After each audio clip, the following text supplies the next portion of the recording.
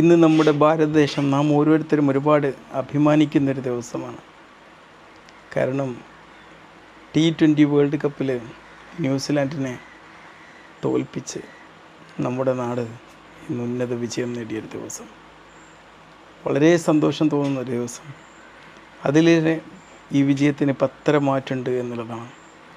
നിഷേധിക്കപ്പെട്ട അവസരങ്ങൾ അവസാനം കിട്ടിയ അവസരത്തെ മാക്സിമം ഉപയോഗപ്പെടുത്തി നമ്മുടെ നാടിൻ്റെ വിജയശില്പിയായ സഞ്ജു സാംസൻ്റെ ആ ഒരു ക്രിക്കറ്റ്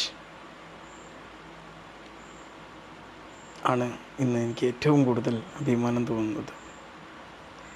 അതാണ് ജീവിതത്തിൽ അവസരങ്ങളാണ് എല്ലായിടത്തും ഉള്ളത്. അവസരങ്ങൾ നമുക്ക് മുമ്പിലേക്ക് അവസരങ്ങൾ വരുമ്പം നമ്മൾ അതിനോട് പുറംതിരിഞ്ഞ് നിൽക്കും.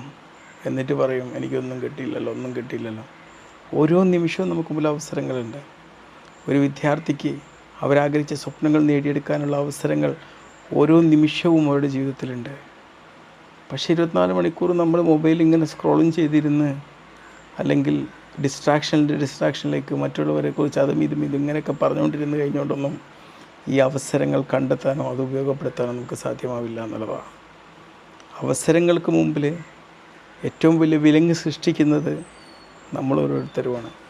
നമ്മൾ ജീവിതത്തിൽ നമ്മൾ കാണിക്കുന്ന ഡിസ്ട്രാക്ഷനോട് നമ്മൾ കാണിക്കുന്ന ഇഷ്ടങ്ങളാണ്. എന്തായാലും സഞ്ജു സാംസണും നമ്മുടെ ഇന്ത്യൻ ടീമും നമുക്ക് ഏറ്റവും വലിയൊരു മാതൃകയാണ്.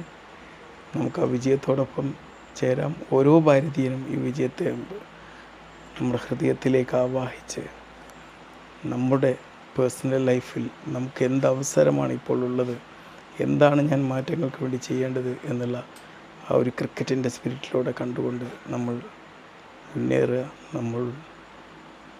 നമ്മുടെ നാട് നേടുന്ന ഓരോ വിജയവും നമ്മുടെ വിജയമാണ് എന്ന് നമ്മൾ മറന്നു പോകരുത്. ഓക്കെ, ഇന്ന് നമുക്ക് ഒരുപാട് സന്തോഷിക്കാം.